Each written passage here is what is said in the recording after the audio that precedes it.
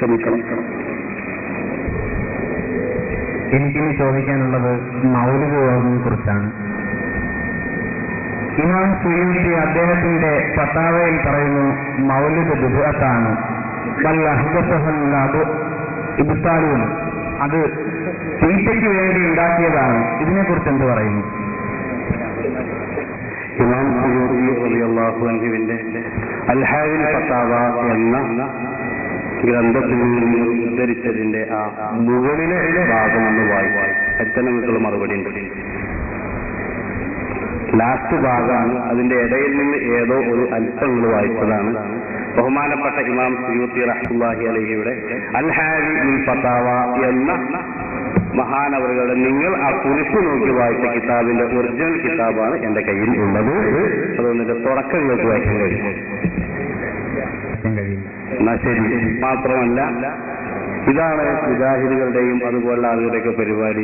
ചില കുറിപ്പുകളും ചില കഷ്ണങ്ങളും ഒക്കെ എഴുതി കൊടുക്കുക, എന്നിട്ടത് വായിപ്പിക്കുക, അതല്ലെങ്കിൽ അത് വായിക്കുക, ജനങ്ങളെ തെറ്റിദ്ധരിപ്പിക്കുക എന്നുള്ളത്. ബഹുമാനപ്പെട്ട ഇമാം സുയൂത്തി റഹ്മത്തുള്ളാഹി അലൈഹി ഈ ഗ്രന്ഥത്തിൽ മാത്രമല്ല, അൽ-ഹാവിയിൽ മാത്രമല്ല, അർ-റദ്ദു അലാ മൻ അൻകറ മൗലിദൻ നബി, നബി സല്ലല്ലാഹു അലൈഹി വസല്ലമ തങ്ങളുടെ മൗലിദ് ഓതാൻ പാടില്ല എന്ന് പറയുന്നവർക്ക് ഖണ്ഡനം എന്ന പേരിൽ ഒരു ഗ്രന്ഥം ഇമാം സുയൂത്തി റളിയല്ലാഹു അൻഹു രചിച്ചിട്ടുണ്ട്. മാത്രമല്ല, അദ്ദേഹം വായിച്ച ഈ കിതാബിൽ തന്നെ വളരെ വ്യക്തമായി കൊണ്ട് തന്നെ പറഞ്ഞിട്ടുണ്ട്,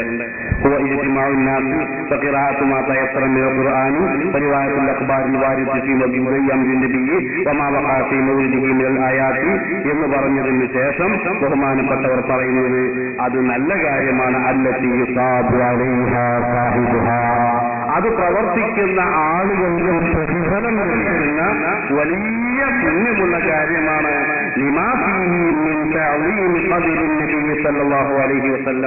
ഹബീബായ റസൂലുള്ളാഹി സ്വല്ലല്ലാഹു അലൈഹി വസല്ലമ തങ്ങളെ ആദരിക്കുകയും അല്ലാഹുവിന്റെ റസൂലിന്റെ ജന്മദിനത്തിൽ സന്തോഷം പ്രകടിപ്പിക്കുന്നതും അതുപോലെയുള്ള നല്ല കാര്യങ്ങൾ അതിൽ ഉൾപ്പെട്ടതിന്റെ പേരിൽ അത് നല്ല കാര്യമാണ് എന്നാണ് ഇമാം സുയൂത്തി എന്ന് പറയുന്ന മഹാൻ ഇവിടെ ഓർമ്മപ്പെടുത്തിയത്.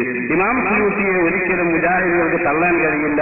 നേരത്തെ ഇവിടെ സൂചിപ്പിച്ച KM മൗലവി സാഹിബ് കേരള നദുവത്തുൽ മുജാഹിദീൻ പ്രസിദ്ധീകരിച്ച ഇസ്ലാഹി പ്രസ്ഥാന ചരിത്രത്തിന്റെ രാമുഖം എന്ന പുസ്തകത്തിൽ വളരെ വലിയ പണ്ഡിതനും നേതാവുമായി പരിചയപ്പെടുത്തിയ KM മൗലവി സാഹിബ് അദ്ദേഹത്തിന്റെ ഖാദിയാനി വാദഖണ്ഡനം എന്ന പുസ്തകത്തിന്റെ 14-ാമത്തെ പേജിൽ വളരെ വ്യക്തമായി കൊണ്ട് തന്നെ പറയുകയുണ്ടായി, ഇമാം സുയൂത്തി നൂറ്റാണ്ടിനെ സമുദ്ധരിക്കാൻ ബിദ്അത്തിനെ തൊട്ട് സുന്നത്തിനെ വേർതിരിച്ചെടുത്ത് സമൂഹത്തെ സമുദ്ധരിക്കാൻ വിമുഖരാകുന്ന നൂറ്റാണ്ടിലെ സമുദ്ധാരകന്മാരിൽപ്പെട്ട മുജദ്ദിദുകളിൽപ്പെട്ട വ്യക്തിയാണ് എന്ന് ഇമാം സുയൂത്തിയെ സംബന്ധിച്ച് പറഞ്ഞിട്ടുണ്ട്.